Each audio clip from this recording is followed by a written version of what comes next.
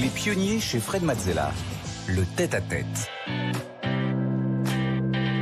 Bienvenue dans le tête-à-tête. Aujourd'hui, je reçois Mathieu Stéphanie. Bonjour Mathieu. Salut Fred. Salut. Alors, ta soif de liberté t'a attiré vers l'entrepreneuriat. Ça va bientôt faire 20 ans que tu crées des sociétés. On a l'impression que rien ne t'arrête. Tu es un entrepreneur pluriel. Tes activités vont du conseil aux entreprises à la création de boîtes via ton Startup Studio, sans oublier bien sûr la création de contenu via tes 2 podcasts Génération Do It Yourself et La Martingale. Tu as l'habitude d'explorer la vie d'athlète, d'entrepreneur, d'artiste. Eh bien aujourd'hui, on inverse les rôles. C'est moi qui vais poser les questions. Alors, tu connais le principe de l'émission. On va reprendre les grandes étapes de ton parcours comme support de réflexion avec des illustrations et des interventions de Stéphanie qui viendra nous présenter tout ça. On va s'en servir pour explorer tes émotions, tes ressentis, tes apprentissages. On va essayer de se mettre à ta place, on va essayer de comprendre ton cerveau, de voir comment tu prends tes décisions et comment tu vis. Oui, rien que ça. Bon courage, j'ai du mal à comprendre moi-même. Mais Bah écoute, voilà, on va faire une session ensemble et au bout, on espère qu'on comprendra mieux tout ça. Alors c'est parti. Tu as commencé par un bachelor de commerce à l'IPAC Business School, puis tu as démarré ta carrière à Londres, chez Métro International. C'est un quotidien gratuit. En tant que Key Account Manager, qu'est-ce que tu as appris de ton expérience chez Métro International ? Chez Métro, j'ai appris la vente hardcore, tu vois. C'est vrai, c'était vraiment une école. C'est un groupe suédois, Modern Times Group, qui est derrière. Et c'est vraiment l'école comme les Procter, tu vois, en France ou à travers le monde, les grosses écoles de vente où on t'envoie d'abord faire des coups de téléphone et puis après aller voir un certain nombre de clients. Et puis à la fin, voilà, ils te donnent de l'argent si ça marche et la porte si ça marche pas. C'était vraiment un moment assez excitant, mais très à l'ancienne quand même. Ça allait vite ? Ah ouais, ça allait vite. C'était une start-up dans la presse. C'était exactement Start-up ça. avant l'heure. On a sorti le Métro France en 1 mois et demi, alors qu'il n'y avait ni journaliste, ni accord d'impression, ni accord avec les syndicats. Donc ouais, c'était vraiment go fast, break things, tu vois. C'était l'idée.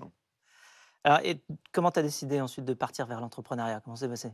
Écoute, j'ai eu la chance, le drame, je sais pas, d'avoir un boss. Je pourrais dire des boss d'ailleurs, mais avec qui je m'entendais pas. Donc je me suis posé la question de nombreuses années après si c'était vraiment de Il y en a eu leur faute plusieurs. ou voilà, Ouais, ou c'était de peut-être la pas de leur faute mienne. finalement. Exactement. Donc je crois que je n'étais peut-être pas contrôlable. Et puis j'avais des idées, quoi. J'avais beaucoup d'idées.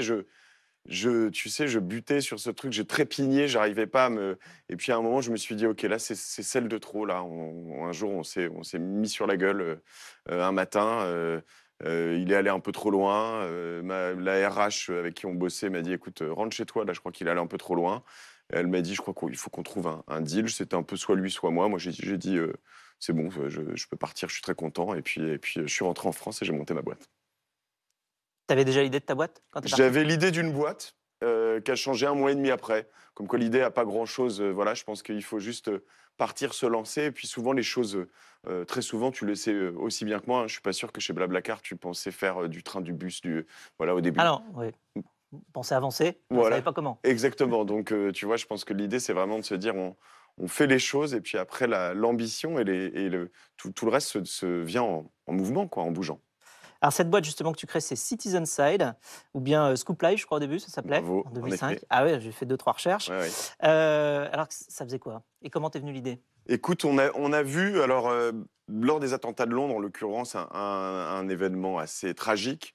Moi, j'habitais près de Liverpool Street Station, qui a été une des stations de métro qui a été attaquée. On a vu que les seules images qui étaient disponibles étaient des images d'amateurs, à l'époque vraiment des espèces de petits timbres postaux tout petits qui venaient de téléphones portables. Je crois que c'était Nokia qui faisait ça à l'origine. Et puis on s'est dit, je me suis dit d'ailleurs, en fait, je pense qu'à un moment, le plus gros producteur d'images va devenir un amateur, ce qui aujourd'hui semble totalement évident.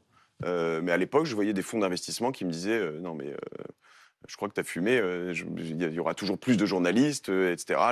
L'appareil photo sur le téléphone, c'est juste une mode, mais ça ne marchera jamais, quoi. Et puis bah, nous, on a persévéré, on s'est dit, et puis on s'est mis à recevoir des photos, des vidéos, à en vendre à la presse, aux médias. On a levé de l'argent, on a eu l'agence France Presse qui est devenue actionnaire.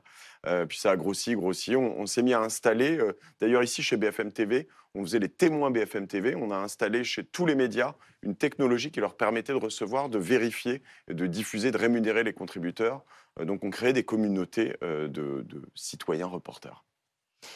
Et alors, l'aventure se termine pour toi en 2010. Pourquoi tu es sorti du coup de... Enfin, comment ça s'est passé là, parce que les aventures entrepreneuriales, il y a un début, il y a une fin, il y a une suite. Exactement. La fin est dure quand même, hein. Toi, tu as déjà eu une fin d'ailleurs d'aventure entrepreneuriale? Non, mais très tôt. Ouais.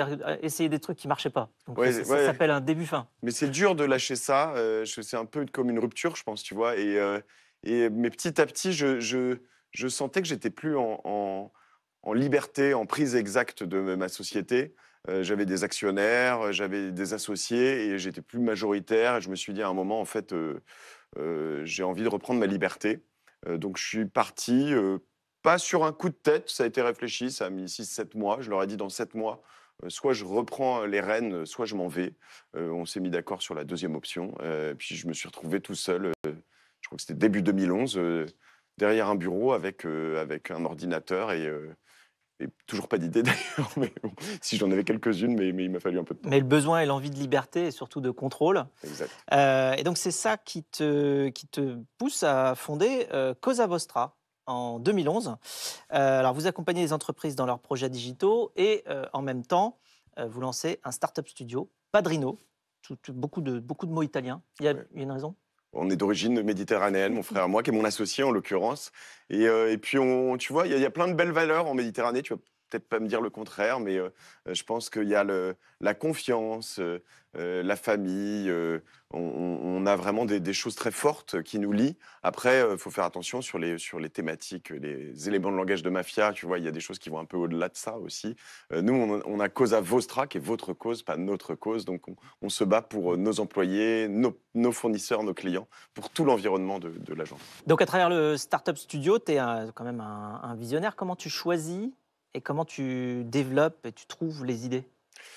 Écoute, je crois pas mal progresser là-dessus. J'essaie de les laisser un peu maturer, ces idées quand même. Tu vois, je vois ce qu'on appelle en anglais un pain, donc une difficulté, un problème, et je me dis, tiens, là, on a un problème sur, je sais pas, le temps de facturation des entreprises entre elles. Je veux le réduire parce que c'est vraiment quelque chose qui tue énormément d'entreprises. Donc, c'est pas une intuition, c'est vraiment face au problème. Tu te confrontes au problème, tu te dis, bon, là, faut... Exactement, c'est un énorme problème sur le marché français. Donc, on va le réduire, on va trouver une tech qui va résoudre ce problème. Donc, nous, on est très axé tech, créativité, UX.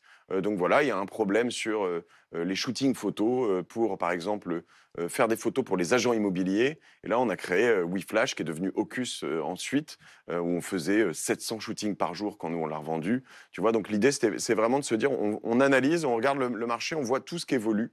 Et tu vois, le dernier en date, on y viendra peut-être, qui s'appelle Alvo. Les entreprises aujourd'hui ont du mal à être achetées et vendues. Il n'y a pas de marché là-dessus, il y a très peu de liquidité. Or, il y a beaucoup de boomers, de papy-boomers, mamie-boomers qui arrivent aujourd'hui en fin de carrière et qui vont avoir des entreprises à vendre. Où est-ce qu'on va les vendre? Comment on peut les accompagner? Comment on peut accélérer cette transmission d'entreprise? Donc voilà, on résout des problèmes. Et j'ai plein de problèmes à résoudre. Et ma grande frustration, c'est que j'aimerais en faire beaucoup plus. Et alors d'ailleurs, le modèle agence te permet d'avoir en parallèle un startup studio, parce que justement, les gens travaillent de temps en temps pour des clients, de temps en temps pas, et donc entre les deux, quand ils ne travaillent plus, sur la plage, comme on dit, à ce moment-là, tu les mets sur une idée, un produit, un problème que tu as trouvé. Et ça, c'est absolument magique quand tu es passionné d'entrepreneuriat comme moi, parce qu'en fait, quand tu as des disponibilités, alors il ne faut pas en avoir trop, parce que sinon, ça veut dire que ton agence ne fonctionne pas très bien. Et ce que tu appelles des intercontrats, tu vas dire, est-ce que tu peux bosser sur cette idée? Là, la dernière en date, c'est justement quelque chose qui, grâce à l'intelligence artificielle, va être capable de lire des masses de documents pour créer des pages web automatiquement. On met un dev là-dessus, on lui dit, tu as 5 jours pour le faire, parce qu'il a 5 jours d'intercontrat. Ça, c'était ce matin, tu vois. Et c'est extra, en fait. Quand tu arrives à résoudre ces problèmes, à faire ces choses-là, normalement, à chaque fois que tu veux faire ça, c'est un investissement. Tu vois, pour un entrepreneur. Oui, tu dois toujours mettre 10 000, 15 000, 20 000 euros sur la table. Là, c'est éviter un manque à gagner. Exactement. C'est que là, tu allais perdre de l'argent, mais du coup, tu le crées donc, en investissement. Donc, ça me force presque à investir. C'est vraiment quelque chose d'exaltant.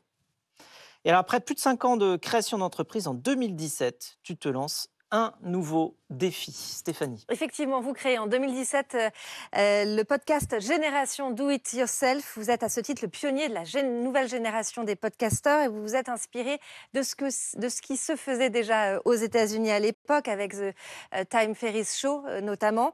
Et avec Génération Do It Yourself, vous partez à la rencontre de ceux qui se sont construits par eux-mêmes, entrepreneurs, sportifs ou encore artistes. Vous décortiquez leurs succès, leurs échecs aussi.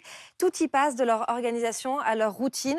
Vous donnez aussi les outils de cette réussite et vous donnez des conseils. Et à ce jour, vous avez interviewé 328 personnalités. Le podcast totalise 700 000 écoutes par mois.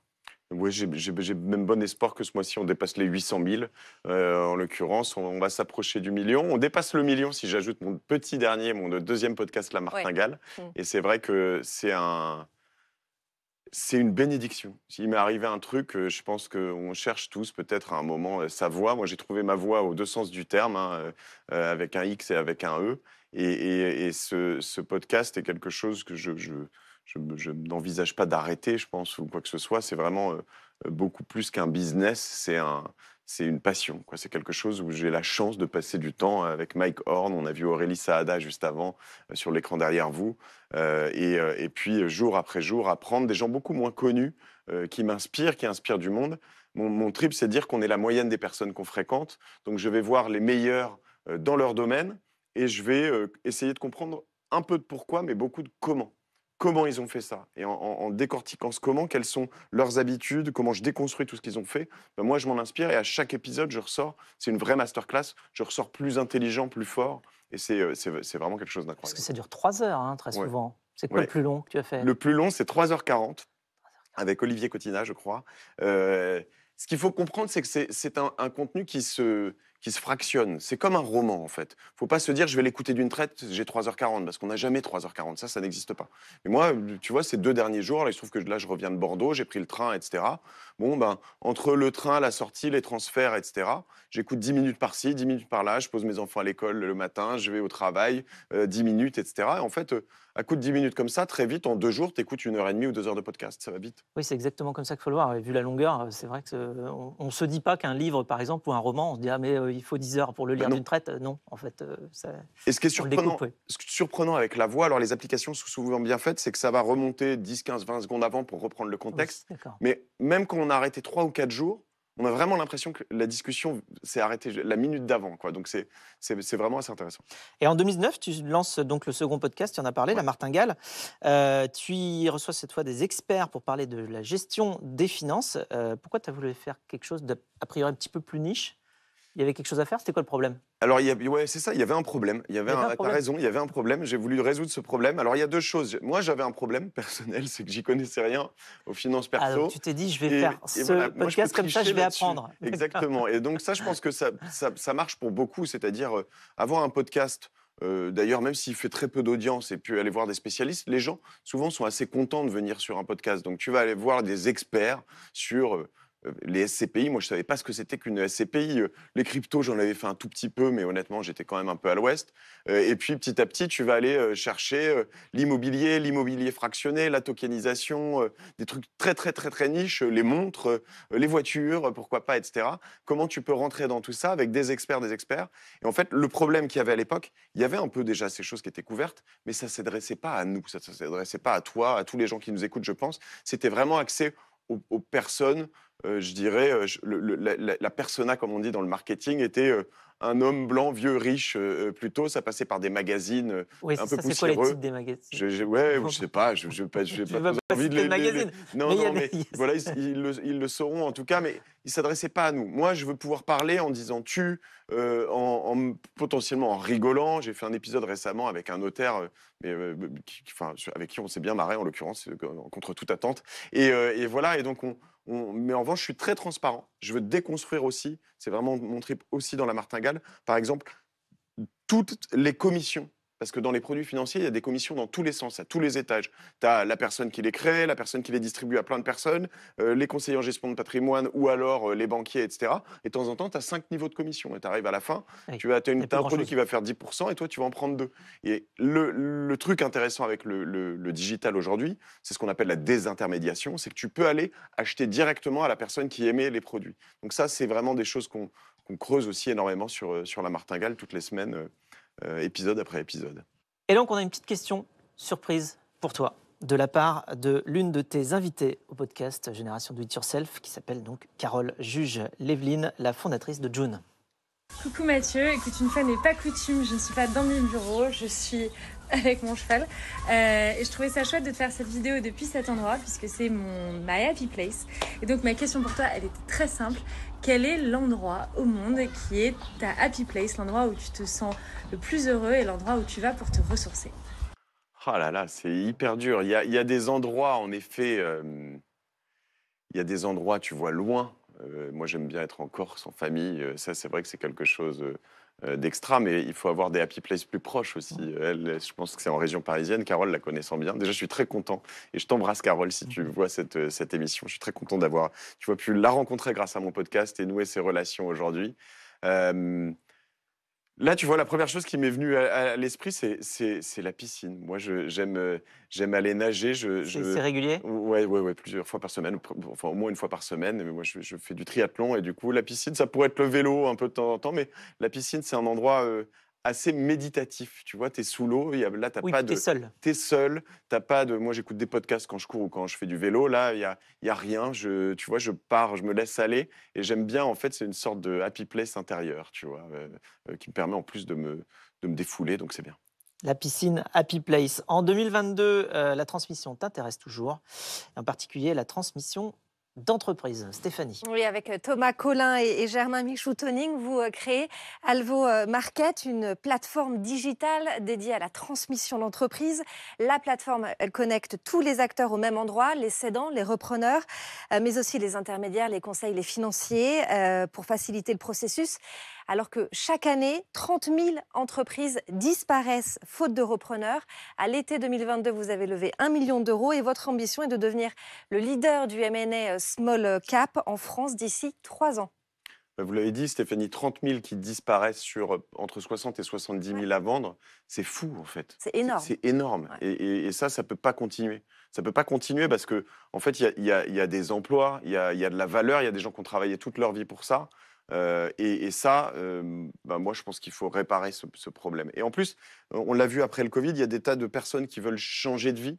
Et je pense qu'on est en train un peu de revoir ce modèle. Il y a un côté finalement, on est assez proche du recyclage là-dedans, mais de se dire, OK, on n'a pas à créer toujours des nouvelles entreprises. Il y en a qui existent, qui sont là, qui sont à reprendre. Et potentiellement, ce qu'on appelle le 0 to 1, la création, c'est quelque chose de très pénible pour beaucoup de personnes. Moi, je suis à fond là-dedans. J'aime bien cette période de l'entreprise, mais en revanche, ce n'est pas là où on crée le plus de valeur. Si on fait de 0 à 1 million, on crée moins de valeur que si on l'emmène de 1 à 5. Le ratio est très, très différent. Et donc, beaucoup de gens s'en rendent compte, beaucoup de gens qui ont 30, 35, 40, qui ont une expérience importante en entreprise, qui ne sont pas entrepreneurs, se disent, mais peut-être que je pourrais m'épargner ces 2, 3, 4 ans pour faire 1 million et passer en 2, 3, 4 ans à 5, à 10, à 20. Et ça, c'est ce qu'on essaye de changer aujourd'hui dans les C'est un risques. petit peu à contre-courant. Enfin, ce que tu mets en avant, ça s'appelle peut-être ce que tu appelles le reprenariat. Tout à fait. Donc, c'est de la reprise et de l'entrepreneuriat en même temps.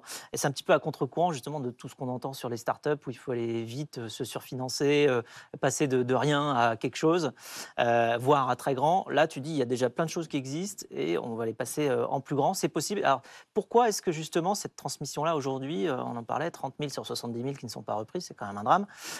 Pourquoi est-ce que ça ne se fait pas et qu'est-ce que vous apportez comme valeur ajoutée pour que ça puisse arriver? Alors, il y a plein de raisons, mais la principale, c'est que ce qu'on appelle le M&A, la fusion-acquisition, la transmission d'entreprise, c'est quelque chose qui se fait traditionnellement pas mal sous le manteau. C'est-à-dire que tu vas avoir des personnes, tu veux pas que ton entreprise soit trop affichée à vendre, etc. Alors nous, on peut anonymiser un certain nombre d'annonces, mais l'idée, c'est que on ne fait pas de publicité pour les entreprises à vendre. Il n'y a pas de place de marché.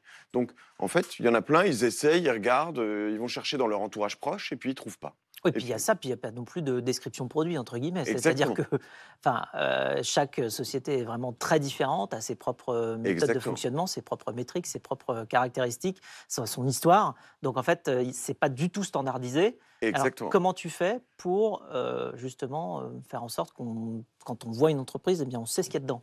Alors, on a deux grandes choses, hein. La marketplace, j'en parlais tout de suite, donc les mettre en avant. Et après, pour créer l'annonce, aujourd'hui, il y a tous les processus de due diligence, de recherche d'informations sur les chiffres, les marchés, la concurrence, etc., etc. Et ça, aujourd'hui, on a quelque chose d'extraordinaire qui s'est passé depuis 6-8 mois.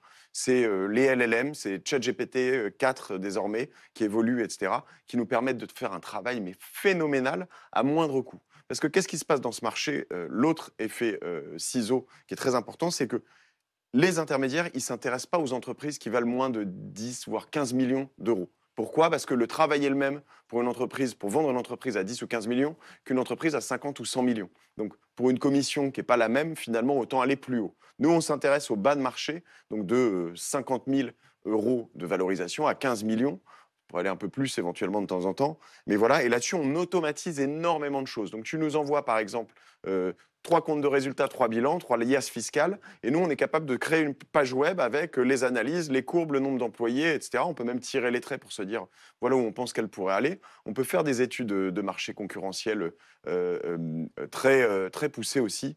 Donc ça, quand on a l'info, quand on a les données en amont, qu'on peut les brancher sur des outils d'intelligence artificielle, on peut aller très loin.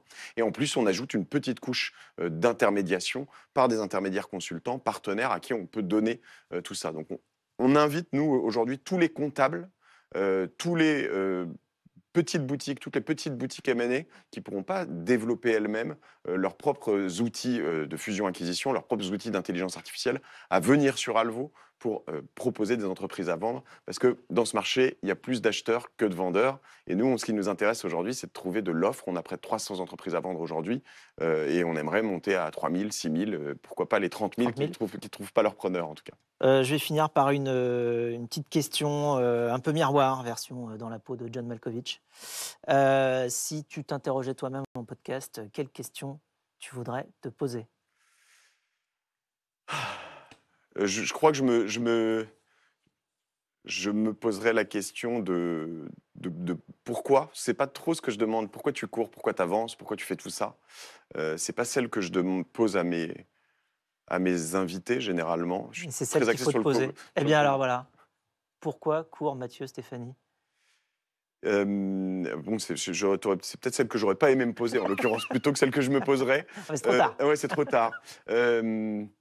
Je crois que je me rends compte en avançant, je l'ai commencé finalement assez tard, ce podcast, hein. J'avais 37 ans, c'était pas un truc de 20 ans, enfin voilà, que la vie va vite, on n'a pas tant de temps que ça, que la vie professionnelle, elle va vite, quoi. Tu vois, toi et moi, on est à potentiellement la moitié de notre vie professionnelle, plus ou moins.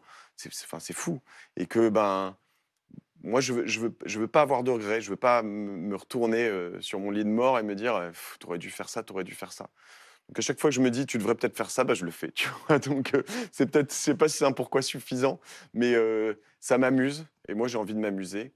Il y a des moments, ça te donne du stress parce que tu as des choses, des gens, des challenges, des défis, mais je crois que j'ai appris avec mes invités, en particulier dans le sport notamment, que dans ces défis, dans ces challenges, quand tu perds 2-0 à la mi-temps, il faut savourer et se dire, OK, c'est là où on est dans le dur, on va se battre et il faut apprécier ces moments-là. Tu vois, j'ai eu la chance de recevoir Olivier Goy, que tu connais probablement, qui a annoncé sa maladie de Charcot sur Génération Do It Yourself. Et quand tu vois le parcours de ce type extraordinaire, tu te dis, OK, enfin, on a le choix, j'allais dire, on n'a pas le choix d'être heureux. Si on a le choix d'être heureux, mais c'est toi qui choisis, tu vois. Et qu'on peut te dire, ouais, mais moi, tu sais pas ce qui m'est arrivé. Lui, je sais ce qui lui est arrivé et je vois comment il vit et je le vois, je le fréquente, hein. Et voilà, tu vois, pourquoi je fais tout ça, c'est que moi, je veux être heureux, je veux avancer et je veux pas avoir de regrets.